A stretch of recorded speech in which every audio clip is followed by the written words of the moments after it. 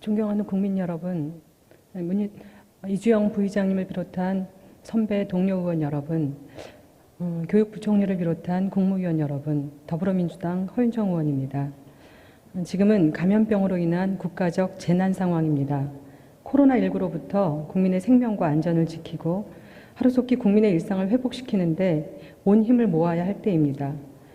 지금도 현장에서 방역과 역학, 치료에 힘쓰고 있는 의료기관 종사자와 공무원, 공공기관 직원들을 비롯한 자원봉사자, 그리고 국민 여러분 힘내십시오. 먼저 보건복지부 차관님께 질문 드리도록 하겠습니다.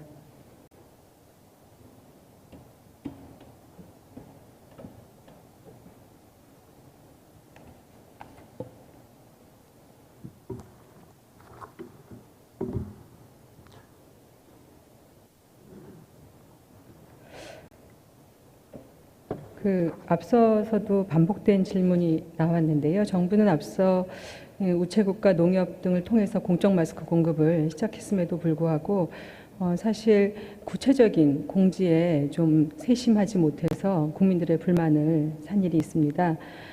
정부에서 마스크 생산을 지원한 뒤에, 그러니까 이 코로나 사태 이후에 마스크 생산량이 실제로 변화가 있었습니까?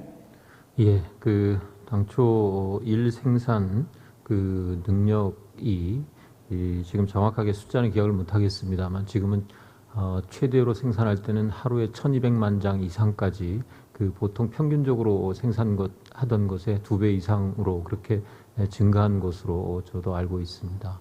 네, 그동안 많은 지적이 나온 것처럼 정부는 그동안 뭐 했나라고 얘기하고 있지만 실제로 구체적인 생산 라인을 빠른 시간 안에 늘리는 것이 굉장히 제한적인데 현재는 평상시 생산량에 비해서 2배 이상의 생산량을 갖고 있다.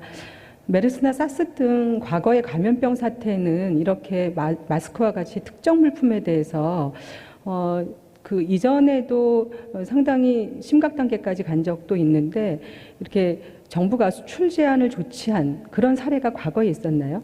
제 기억으로는 없는 것으로 알고 있습니다. 네, 수출 제한과 같은 이러한 긴급한 수급 조치는 이번 코로나 사태를 겪으면서 처음 시행하는 그러한 조치입니다. 근데 이제 마스크 대란이 절대적인 생산량의 한계도 있지만 코로나19로 인해서 급격한 수요가 증가하고 이에 따른 어떤 개인과 기업의 집단적인 사재기 이런 것들의 문제가 있어서 앞서서도 말씀드린 것처럼 마스크 구매 이력을 확인할 수 있는 시스템을 검토하시는 것 같은데 차관님 재난 관련해서 모든 정부의 프로그램 또 회의가 논의될 때 어제 논의됐던 얘기가 오늘은 또 달라지고 또 오늘 논의됐던 얘기가 저녁에는 또 달라지고 이렇게 논의의 과정과 내용이 계속 변경되는 것이 실질적으로는 재난에 대응하는 모든 상황이 비상하게 돌아가기 때문에 좀 일상적으로 이루어지고 있지 않습니까?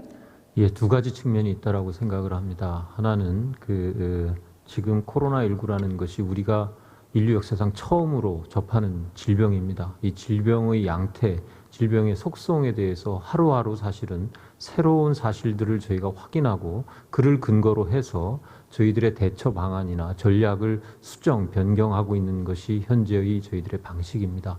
그리고 두 번째는 굉장히 긴급하게 또 총리께서도 지금 현장에 내려가셔서 직접 조율을 하고 있기 때문에 검토 지시가 내려오고 실무적으로 판단이 이루어지는 것에 대한 시차가 있습니다만 가능하다면 최대한 신속하게 정부의 조치 내용 또 지자체에서의 이루어지는 사안들을 국민들하고 소통을 하고 있습니다. 그러다 보니까 처음 발표했던 내용하고 그러한 방침이 실제 실행 단계로 넘어갔을 때 구체적인 실행 방법에 있어서의 다소가 차이가 날 수 있습니다만 그러한 위험성에도 불구하고 신속하게 가능한 최대하게 투명하게 공개하고자 하는 것이 지금 저희들의 입장입니다. 네. 지금 외신을 비롯해서 해외 각국은 이 재난, 코로나19와 같은 감염병 재난으로부터 각국이 어떻게 대응하고 있는지 WHO가 모니터링하기도 하고 전문가들의 평가도 이어지고 있습니다. 아마 정부가 그 하루 2번에 걸쳐서 공개적인 브리핑을 하고 그리고 투명한 정보 공개를 한다는 취지와 반해서 그러한 시차에 따라서 달라지는 대응 전략들이 다소 변경된 전략이 아니냐, 착오가 아니냐 이런 우려가 있기 때문에 보다 더 세심하게 브리핑하고 정확하게 알리는 그런 노력이 필요할 것 같습니다. 특히 어저께 부총리께서 그 답변하신 DUR과 관련해서는 현재 정부가 검토하고 있는 DUR뿐 아니라 요양기관 업무 포탈이라든가 이렇게 국민이 마스크의 구입 이력을 정확하게 파악할 수 있도록 하는 그런 다양한 시스템을 고려할 수 있다라고 하는 가능성을 열어두고 검토하고 최종적으로 결정되고 난 이후에 국민께 알리는 그런 방식의 좀 더 세심한 그러한 발표 노력이 정부가 좀 더 필요하지 않을까 싶습니다. 차관님 어떻습니까? 네, 지금 의원님께서 지적해 주신 바와 같이 기본적인 취지 자체는 그 기존에 구축되어 있는 시스템을 활용을 해서 이 유통 과정에서의 공정성을 높이고 국민들께서 특히 대기하는 이런 시간, 구매를 위해서 대기하는 시간을 어떻게 줄일 것이냐라는 것이 초점이었는데 실무적인 검토 과정에서 오히려 더 나은 대안들이 논의가 되고 있어서 이러한 문제들이 발생을 했습니다. 향후에 있어서 저희가 이 업무 추진을 하는 데 있어서 신속하고 투명한 공개와 또 그렇지만 정부 당국, 이 방역 당국에 대한 신뢰를 확보할 수 있도록 국민과의 소통에 있어서 더 유념하도록 하겠습니다. 네, 그 장기적으로는 그러니까 지금 검토하고 있는 시급한 조치에도 불구하고 모든 판매 과정을 통한 유통과 판매 이력을 관리하는 데는 현재 검토하고 있는 어떤 시스템도 아마 근본적인 해결이 되기는 어려울 것 같습니다. 또 중장기적으로는 꼭 마스크에 국한된 문제가 아니라 감염병이 장기화됐을 경우에 진단 키트라든가 아니면 의료기기라든가 방호복과 같은 필수 장비라든가 이런 소모품 모두가 공공재로 지정해서 정부가 관리해야 될 필요성이 있을 수도 있다라고 하는 장기적인 가능성까지 열어둬서 향후 국가 재난 사태 발생 시에 이 보건의료 부문에 해당되는 공공재에 대해서 모든 품목 관리를 위한 통합 관리 시스템 이런 것들을 중장기적으로도 검토하실 필요가 있다고 보는데 차관님 의견 어떠십니까? 예, 의원님 지적에 대해서 적극 동의를 합니다. 저희가 이번 코로나19를 겪으면서 느끼는 가장 큰 어려움 중에 하나는 과거 저희가 경험했었던 그 감염병에 비해서 감염의 전파 속도가 가장 빠른 이런 속성을 보이고 있습니다. 그동안 신종플루가 그 대규모 감염이 가장 많았었던 그러한 감염병이었는데 전파 속도에 있어서는 코로나19가 비교할 수 없을 만큼 빠른 속도를 보이다 보니까 인력의 충원이나 시설의 확보 그리고 장비나 물자들의 공급에 있어서 저희가 비축했었던 물자를 가지고 지원하는 것에 대해서 일부 현장에서 또 마스크와 같이 그동안 크게 문제되지 않았던 품목에 대한 그 국민들의 불안이 커지는 이런 현상이 나타나고 있습니다.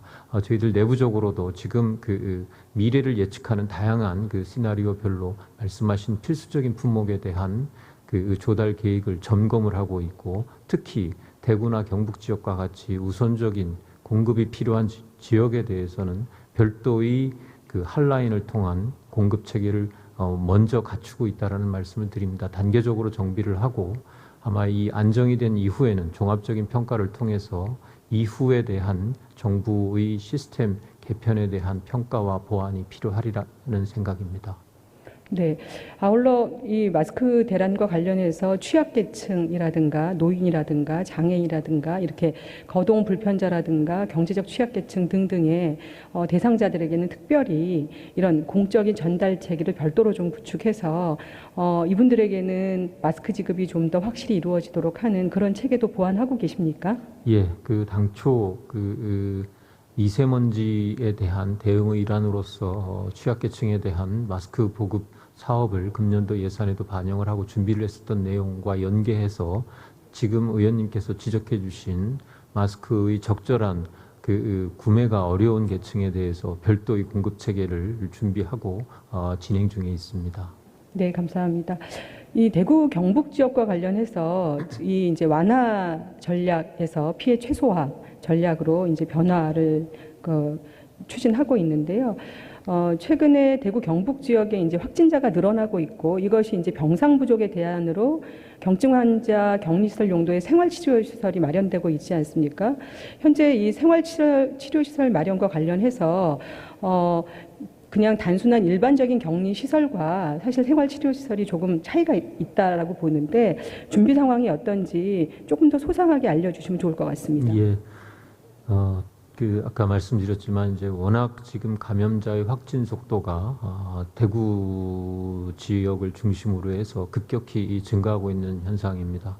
이로 인해서 적기에 입원이나 제대로 된 치료에 대한 접근이 좀 어려운 국민들이 발생을 하고 있어서 저희들도 이 점에 대한 대책을 강구를 하면서 치료 체계에 대한 개편을 조정을 한 바가 있습니다. 그 핵심 중에 하나는 소위 완화 전략, 이렇게 그 지역사회의 전파가 상당히 진행된 특정 지역에 대해서는 우선 그 피해를 최소화할 수 있도록 하는 데 집중을 해야 된다. 그를 위해서는 의료 자원을 위험도가 가장 높은 분들부터 집중적으로 받으실 수 있도록 해야 된다라는 것이고, 그를 위해서는 병상이나 중증 치료를 위한 병상은 위험도가 높은 분들에게 집중이 되지만 그렇지 않은 경증의 환자들에 대해서는 이런 생활치료센터 등을 통해서 적절한 관찰과 지원이 연계되는 이런 구조를 만들어야 된다는 생각입니다. 생활치료센터는 그 두 가지 기능을 갖추고 있습니다. 하나는 일상적인 생활을 할 수 있는 공간을 제공을 하고, 두 번째는 의료적인 모니터링과 관찰이 가능하고, 유사시에 그 증상이 악화된다든지 이 위험도가 높은 증상이 보일 경우에 바로 의료기관하고의 연계를 이룰 수 있는 연락체계를 갖추는 이런 두 가지 기능을 갖춘 기능입니다. 이러한 기능을 갖춘 그 생활치료센터가 확충이 되면 경증 환자들에 대해서도 좀 안심을 하지만 보다 이런 환자들보다는 중증 환자들이 바로 병상에서 보다 집중적인 의료적 혜택을 봄으로써 피해를 줄일 수 있는 이런 가능성을 높일 수 있다는 것이 저희들의 판단입니다. 네, 소상한 설명이 좀 필요하다고 보는데요. 초기 단계의 경증 환자부터 의료시설로 보냈을 때는 의료 자원이 충분했을 때 얘기고, 지금 대구의 상황은 그렇지 않지 않습니까? 이렇게 감염병 재난에 대응해서 단계별로 매뉴얼이 좀 차별화돼야 되고, 그 차별화된 매뉴얼이 전문가들이나 언론에 충분히 설명되는 방식이 저는 굉장히 중요하다고 생각합니다. 이 대구 경북 지역의 특정 종교와 관련해서 대규모 확산, 이거 관련해서 정부가 방역 당국이 1차적으로는 특정 종교의 유증상자를 중심으로 모니터링 해내고, 그리고 대구 지역의 특정 종교 전수를 향해서 지금 전수 검사를 거의 하고 있는 상태여서 확진자들은 꾸준히 늘어나고 있는데요.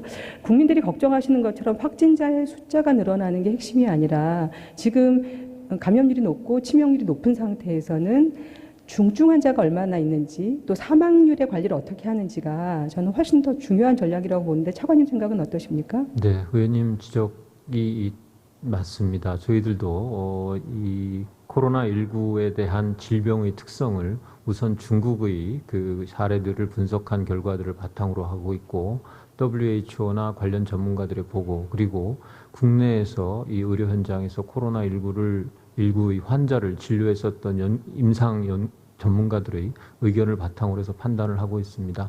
가장 큰 특징 중에 하나가 전파 속도는 매우 빠르지만 대체로 80% 이상의 경우가, 그 중국의 경우에도 81% 정도로 평가를 하고 있습니다만 대체로 가벼운 상태로 진행이 되는 정도에서 머문다 하는 것이고요. 다만 그 주의를 기울여야 되는 부분이 기저질환을 가지고 있는 그 연령이 아주 높은 이런 그 분들에 대해서는 집중적인 관찰과 의료적인 지원이 절실하다. 안 그러면 굉장히 진행 속도가 빨라서 소위 치명률, 사망률로 보면 80대 이상의 경우에서는 5%가 넘는 치명률을 보이고 있습니다.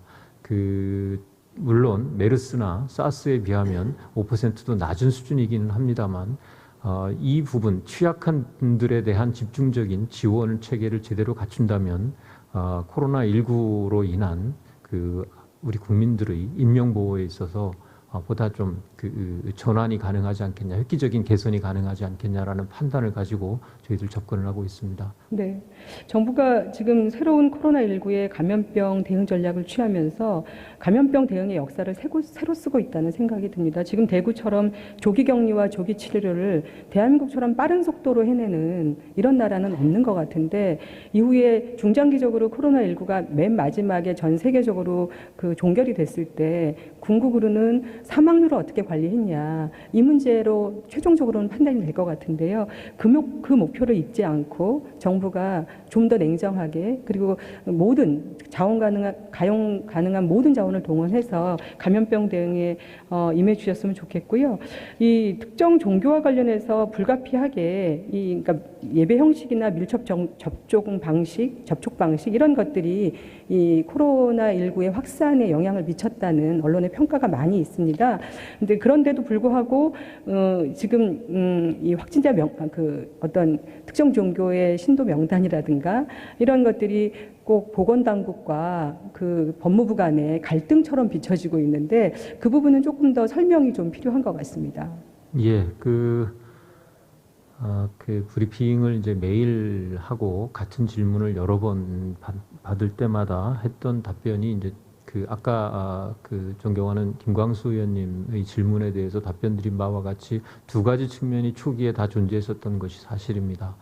그러나 저희들도 물론 압수수색이나 이러한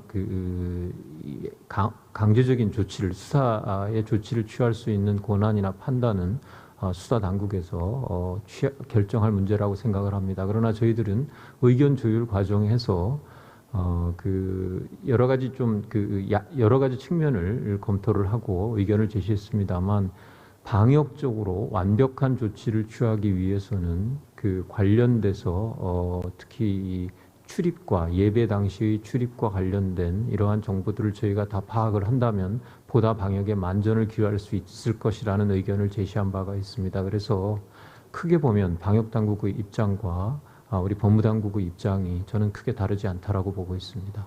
네, 감사합니다. 복지부 차관님 들어가 주시고요. 법무부 장관님 나와 주시기 바랍니다.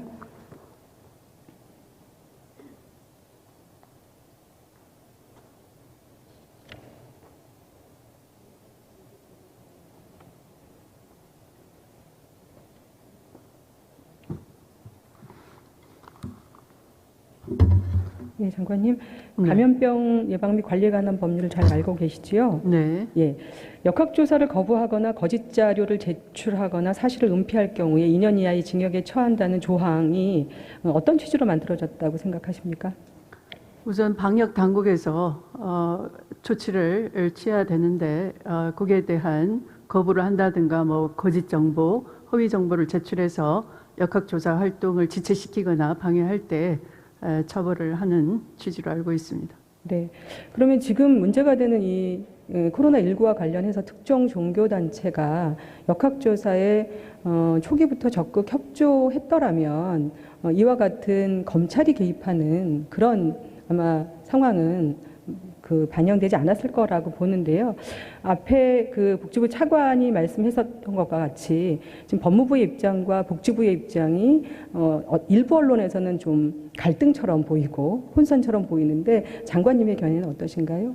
그렇지 않고요. 이제 초기에는 명단 확보가 필요해서 자발적인 협조를 받아낼 필요가 있었다고 보여지고요.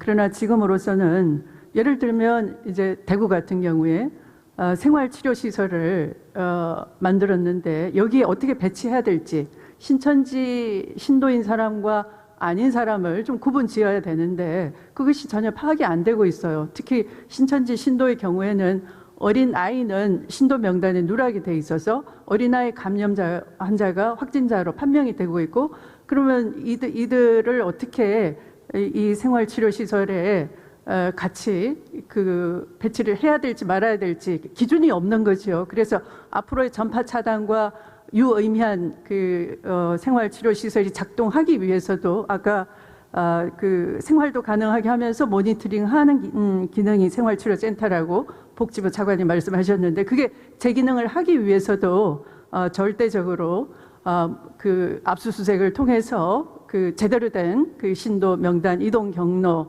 이런 것들 파악이 필요하고요. 또 이런 신고되지 않은 시설에 대한 면밀한 조사가 지금 당장도 필요한 것입니다. 맞습니다.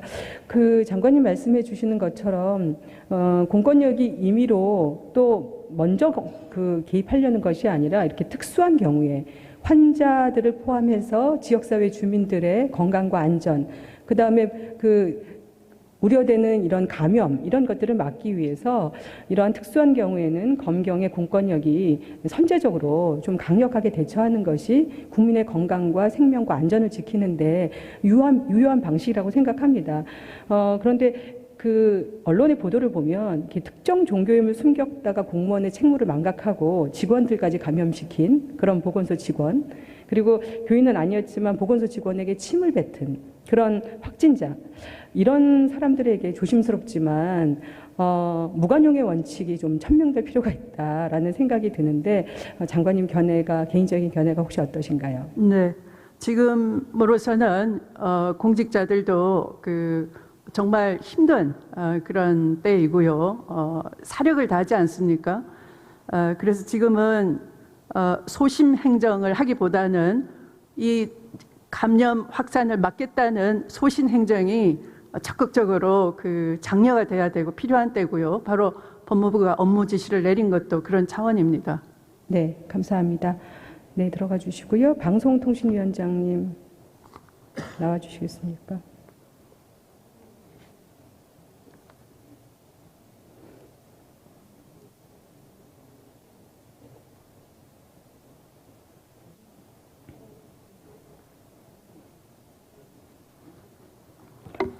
지난주 24일 대구 경북 지역에서 코로나19와 관련된 가짜 뉴스를 유포한 사람이 불구속 기소되는 사건이 있었습니다. 감염병 상황에서 이렇게 가짜 뉴스를 생산하고 유포하는 행위에 도무지 기소까지 되는 이유가 무엇이라고 생각하십니까? 경우에 따라서 여러 가지 경우가 있을 수가 있는데요. 해당 사건은 아마 그 저희가 확진자인데 특정 업소에 방문을 했다. 이렇게 되면은 그 업소는 큰 피해를 입게 되지 않습니까? 그래서 그 업소에 대한 업무방해 뭐 이런 차원에서 기소가 되지 않았나 싶습니다. 그 밖에도 뭐 명예훼손도 있을 수가 있고 여러 가지 경우 공무집행 방해의 경우 이런 경우도 있을 수가 있을 거라고 생각을 합니다. 그 방송통신위원장께서는 코로나19와 관련된 가짜뉴스 실제로 접해보신 일이 있습니까? 예, 저희들이 요즘 하고 있는 일들이 그 인터넷을 통해서 유포되고 있는 가짜뉴스들을 모니터하고 그 모니터된 내용들이 방송사에서 모든 방송사들이 팩트체크를 운영을 하고 있습니다. 프로그램 내에서. 그래서 그 매일매일 그 언론에서 실시되고 있는 팩트체크 내용들을 점검을 하고 있기 때문에 가짜뉴스의 내용들을 자주 접하고 있습니다. 네, 뭐 외출 후 헤어드라이기로 마스크나 목도리를 샤워시키면 코로나 바이러스가 열에 약하기 때문에 안전하다 등등 다양한 SNS를 통해서 가짜 뉴스들이 그 돌아다니는 걸 알고 있는데요. 방송통신위원장께서 이렇게 민간이 운영하고 있는 팩트 체크 기능 이런 기구를 통해서 가짜 뉴스의 진입 판별 정보가 보다 더 쉽게 국민의 눈높이에서 빠르게 전달될 수 있도록 좀 더 보완하고 그렇게 가짜 뉴스 팩트 체크 기능과 국민들에게 전달하는 기능을 보완할 그런 의지가 있으신가요?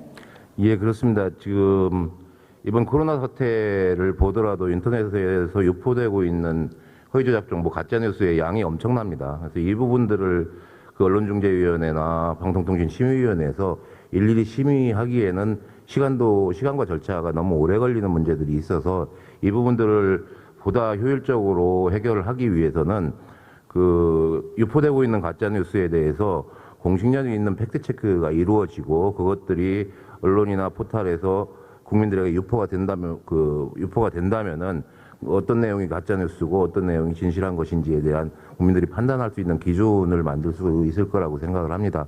저희 방송통신위원회에서도 그 이런 팩트체크의 중요성을 인식을 하고 그 올해 민간이 운영을 하는 이 팩트체크 센터의 설립을 저희들이 지원할 수 있도록 그 예산도 반영을 했고 그런 활동들을 지금 진행을 하고 있습니다. 예. 네.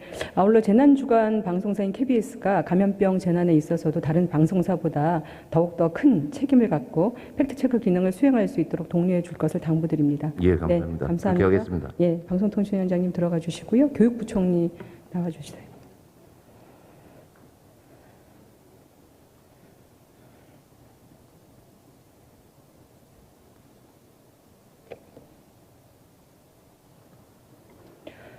예. 그 부총님을 비롯해서 공무위원들 또 모든 공직자께서 사실 주말과 휴일을 다 반납하고 일하시는 것에 대해서 감사의 말씀을 드립니다. 교육부가 코로나19 대응을 위해서 유치원부터 초, 중, 고등학교까지 개학을 연기하는 학사 운영 지침을 발표했습니다. 네. 교육과 돌봄의 공백이 생기지 않도록 대책을 세우고 계시는데 조금 더 소상하게 설명을 해주시기 바랍니다. 예, 저희가 유초, 중고 개학을 이제 일주일 연기했다가 2주 더 추가로 연기 결정을 한 바 있습니다. 그러면 전체로 3주가 개학이 연기되는 건데요. 굉장히 어려운 결정이었습니다. 보건당국과 또 여러 전문가분들의 조언을 종합해서 감염병 확산을 막기 위한 불가피한 결정이었고 그 과정에서 의원님 말씀하신 대로 가장 이제 어려운 것이 이 돌봄 체계를 어떻게 현장에 어려움 없이 만들 수 있을 것인가 하는 문제입니다. 저희가 긴급 돌봄을 지금도 하고 있고요. 수요 조사를 했는데 이제 평상시 돌봄보다 숫자가 많이 적고 그리고 긴급 돌봄을 신청했는데 참여하는 비율은 신청자의 50% 정도에 불과합니다. 그래서 긴급 돌봄을 오는 분들은 정말 다른 방법이 없어서 긴급 돌봄을 꼭 필요로 하는 분들이기 때문에 유초등학교의 긴급 돌봄은 가장 안정적인 환경에서 교사들도 그렇고 아이들도 그렇고 지금은 이제 최소 10명 내외에서 공간을 좀 더 여유 있게 구성을 하고 또 방역 제품이라든가 이런 것들을 잘 갖춰서 안심하고 돌봄을 맡길 수 있도록 저희가 준비하고 추진하고 있다는 말씀을 드리고요. 다만 이제 시간이 지금은 5시까지로 되어 있는데 맞벌이 부부의 경우에는 불가피하게 또 7시까지를 원하는 분들이 계실 수밖에 없기 때문에 그 부분은 이제 시도교육청 통해서 시간을 연장하는 부분을 협의 중에 있습니다. 그런데 이렇게 긴급 돌봄을 이제 학교나 이런 기관에 보내는 것보다 가족 내에서 돌보는 것을 훨씬 더 지금 상황에서는 선호하실 수밖에 없기 때문에 가족 돌봄 휴가제나 또 아이 돌봄 서비스를 제공하는 것을 고용노동부와 여성가족부와 지금 협의 중에 있고 가족 돌봄 휴가제는 이제 공식적으로 10일을 사용을 할 수 있었는데요. 이게 무급이었습니다. 근데 5일을 유급으로 지원을 하기로 했는데 계약 연기 기간이 늘어남에 따라서 이 부분을 좀 더 유급으로 지원할 수 있는지에 대해서도 지금 고용노동부하고 협의 중에 있다는 말씀을 드리고요. 여러 가지 3주라는 짧지 않은 기간 동안 아이들에 대한 걱정과 또 우려들이 많이 있으실 줄 알고 저희가 시도교육청과 좀 더 촘촘하게 현장에 이런 어려움들을 최소화할 수 있도록 더 챙기도록 하겠습니다. 네. 아울러 이 코로나19 사태가 장기화될 것을 대비해서 대구와 같은 이런 특수한 지역의 경우에 보다 더 교육과 돌봄의 공백이 생기지 않도록 더 추가적인 계획을 검토하셔서 그런 계획을 통해서 대구 지역과 같이 특수한 지역에서 공포와 우려가 확산되지 않도록 보다 더 애써 주실 것을 당부드립니다. 네, 그렇게 하겠습니다. 네, 감사합니다. 중국인 유학생 관련해서 네네. 이 코로나19 사태와 관련해서 이 중국인 유학생의 입국을 막아야 한다는 일부 주장이 있기도 합니다. 그런데 정부가 지난달 2월 28일에 중국과 한중 유학생 상호 출입국 자제 권고를 합의를 체결을 했고요. 네. 각 소속 유학생들에게 출국 자제를 권고하시지 않았습니까? 네. 중국인 학생들이 불이익을 받지 않도록 또 한국 대학에서 원격 수업 활성화 조치 등등을 하고 계신데요. 우리 국민들께서 또 대학생들이 학교에서 학업을 시작하게 될 때 이런 중국인 유학생에 대해서 막연한 불안감 이런 것들이 들지 않도록 정부가 이 코로나19 확산에 대해서 중국인 유학생에 대해서 어떤 대응 대책을 마련하고 계신지 조금 더 안심을 시키기 위한 방식으로 설명을 좀 해주셨으면 좋겠습니다. 네.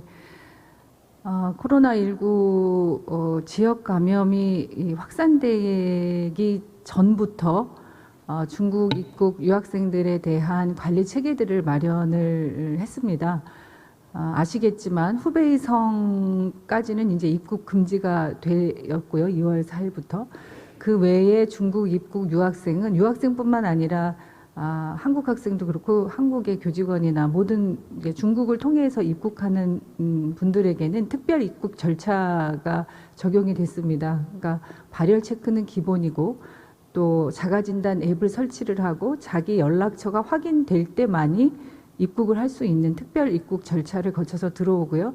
중국 유학생 같은 경우에는 저희가 공항에 이제 안내 부스를 설치를 해서 특별 입국 절차를 거쳐서 들어오는 학생들에게는 14일 동안 외출을 자제하고 등교하지 않고 다중이용 시설에 가지 않고 그리고 매일매일 발열 등 의심 증상을 체크하는 것을 안내를 합니다. 그래서 학교별로 지역별로 조금씩 차이는 있지만 공항에서부터 기숙사나 자기 거주지까지 주로 버스, 셔틀 운행하는 버스를 타고 대중교통 수단을 가능하면 이용하지 않는 방법으로 기숙사나 자기 거주지에 도착하면 그때부터 14일 동안 학교에서 그리고 기숙사 밖에서 거주하는 유학생들은 지자체나 저희 교육부의 그 인력 지원이나 또 인력 지원을 지자체에서 적극적으로 협조해 주고 계시기 때문에 매일매일 모니터링을 하고 있습니다. 전화나 또 방문 등을 통해서 발열 증상이 있는지 어떤 의심 증상이 있는지를 확인하고 있습니다. 그래서 저희가 그런 확인 과정에서 조금이라도 의심 증상이 있는 학생들은 보건소나 선별진료소에 가서 진단을 받고 지금까지 중국 입국 유학생이 진단받은 학생들이 꽤 여럿 있었는데 대부분이 다 음성으로 나왔고요. 한 명만 지금 이제 확진이 되어 있어서 격리 중에 있습니다. 처음에 7만여 명의 중국 유학생들이 숫자가 굉장히 많아서 국민적 우려가 컸던 것도 사실인데 의원님 말씀하셨던 지난 2월 28일 날 한국과 중국의 교육부가 합의해서 양국의 유학생들이 가능하면 국내에 머물면서 출입국하지 않도록 자제할 것을 권고했고 대신에 학업에 불이익이 없도록 원격 수업을 지원하도록 그렇게 합의한 것을 발표한 바 있습니다. 해서 원래 저희가 예상하기에는 7만여 명의 중국 유학생 중에 이제 개강을 앞두고 지난 2월 마지막 주가 가장 많이 입국을 할 것이다. 한 주에 한 만여 명 정도 입국을 할 것이다라고 예상을 하고 있었는데 지난주에 들어온 학생이 5천 명이 안 되고요. 그러니까 한 50% 이하의 학생들이 입국을 했고 저희가 통계로 이제 법무부에서 중국 유학생들이 입국하면 그 유학생 정보가 저희와 공유가 됩니다. 그래서 입국 유학생 수를 저희가 이제 확인을 해보니까 총 7만여 명 유학생 중에 이제 아직 입국하지 않은 학생들이 한 3만여 명 되고요. 원래 이제 국내에 계속 거주해 있어서 중국에 다녀오지 않았던 학생이 한 12,000명 정도 됩니다. 이미 들어와서 14일이 경과된 학생이 18,000여 명 정도 되고요. 그래서 지금 14일 경과를 이제 14일 미경과돼서 14일 그러니까 자기 스스로 이제 외출 자제하고 있는 학생들이 9,800여 명 정도 되는 것으로 그래서 원래 예상했던 것보다 중국 입국 유학생 수가 현저하게 줄고 있고 또 2월 28일에 그런 양국의 합의 이후에는 굉장히 더 많이 감소를 했습니다. 그래서 어제 3월 2일자에는 한 160여 명 정도가 입국한 것으로 되어 있어서 처음에 예상했던 것보다 입국 유학생 숫자가 이제 줄어드는 것만은 사실인데 그래도 입국하고 있는 학생들이 있기 때문에 끝까지 이 14일이 다 경과되는데 저희가 특별 입국 절차나 또 14일간의 모니터링을 통해서 의심 증상이 있는지를 매일매일 체크하고 있기 때문에 그 부분에 대해서는 대학과 또 지자체와 저희 교육부가 공동 관리 체계들을 매일매일 점검하고 국민 여러분들께서 걱정하지 않으실 만큼의 관리 체계들을 운영하고 있다는 말씀을 드리고요. 그래서 혹여라도 중국 입국 유학생 중에 이제 확진자가 한 명 나와서 언론에 보도가 돼서 혹시 또 걱정을 하실 수도 있는데 이것이 저희 관리 체계 내에서 의심 증상이 바로 신속하게 파악이 돼서 조치를 취했다는 말씀을 드리고요. 마지막까지 개강하기 전까지 이런 걱정이나 우려를 해소할 수 있도록 저희가 최선의 노력을 다하겠다는 말씀을 드립니다. 네, 예, 부총님 들어가 주시고요. 보건복지부 차관님 나와 주시기 바랍니다.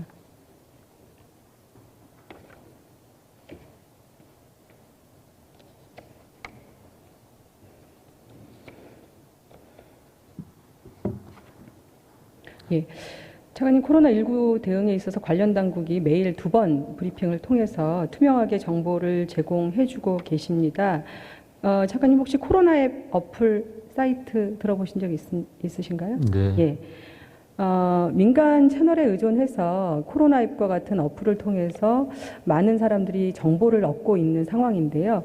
혹시 그 이유가 무엇이라고 생각하십니까? 아무래도 이제 국민들 개개인께서 좀 알고 싶어하는 확진자들이 다녀간 동선이라든지 위치 등을 위치 기반으로 해서 좀 알려주는 그 서비스가 그 국민들께서 좀 편하게 받아들이고 좀 체감도가 높은 것으로 이해하고 있습니다. 네.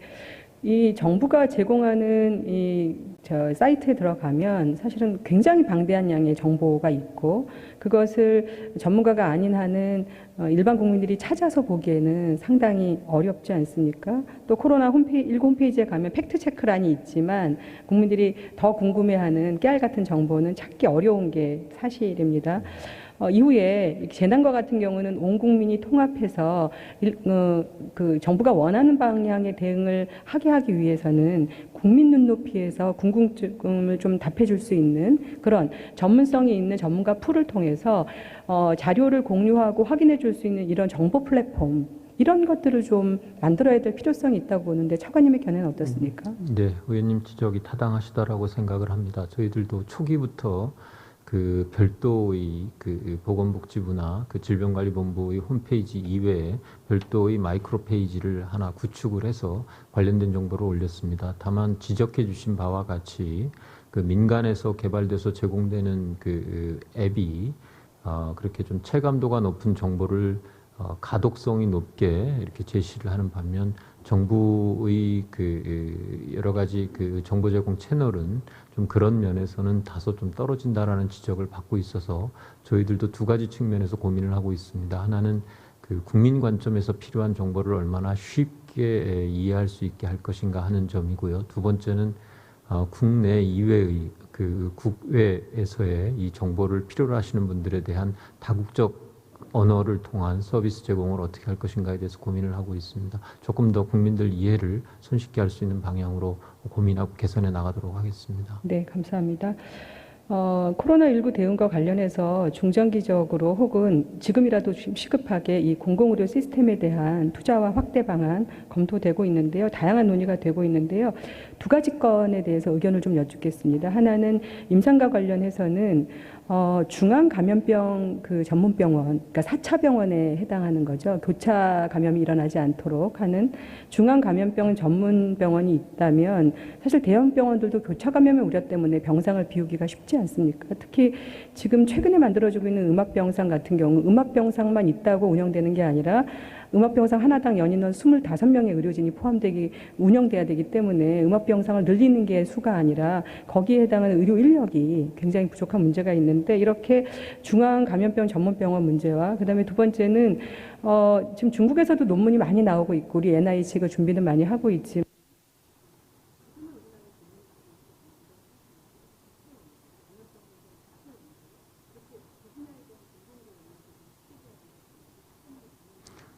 네, 의원님 지적과 같은 그 견해를 가지고 있습니다. 우선 감염병 전문병원은 중앙에는 국립중앙의료원이 지정이 되어 있습니다만 지금 여러 가지 그 장애 요소들을 극복하는 과정에 있어서 시간이 좀 다소 소모가 되고 있고 그 지역에서도 권역 그 감염병 전문병원이 필요합니다. 지금 한 군데만 지금 호남권만 지정이 돼서 준비 중에 있습니다만 이번 추경을 통해서 저희가 긴급하게 영남권과 중부권에도 이 두 군데를 설립할 수 있는 45억 예산을 반영을 했습니다. 최대한 빠른 시간 안에 이 권역 체계와 중앙 체계를 통한 감염병 전문병원을 갖추도록 하는 노력을 진행을 하고 이번 추경 심의 과정에서도 최선을 다하도록 하겠습니다. 두 번째로 질문 주신 바는 저희가 이번에 굉장히 어려운 일을 겪고 있습니다만 이 과정을 통해서 좀 체계적으로 이 감염병, 새로운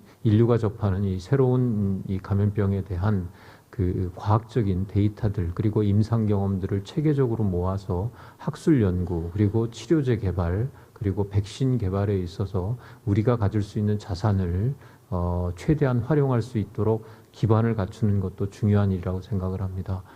저희 보건복지부 산하의 연구기관들도 같이 노력을 하고 있습니다만 과기부에서도 그 힘을 보태서 연구개발도 아울러 이렇게 어려운 시국이긴 합니다만 힘을 보태서 진행하고 있다라는 보고를 드립니다.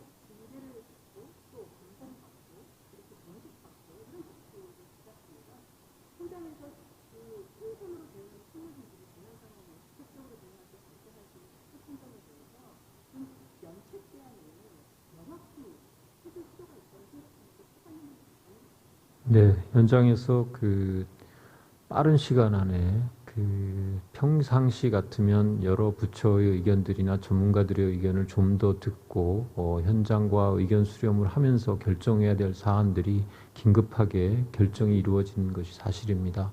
그러다 보니까 사후에 이 문제에 대한 이제 평가를 하게 되면 행정적인 책임을 실무자들이 져야 되는 부담이 있는 것은 사실입니다. 그래서 우선적으로는 저희들이 운영하고 있는 적극행정위원회를 통해서 최대한 실무자들의 그러한 사후적 책임에 대한 문제를 분담하기 위한 노력을 하고 최대한 면책을 사전적으로 허용할 수 있는 방안까지 아울러서 신속하고 적극적인 조치들을 가능하도록 조치하고 있습니다.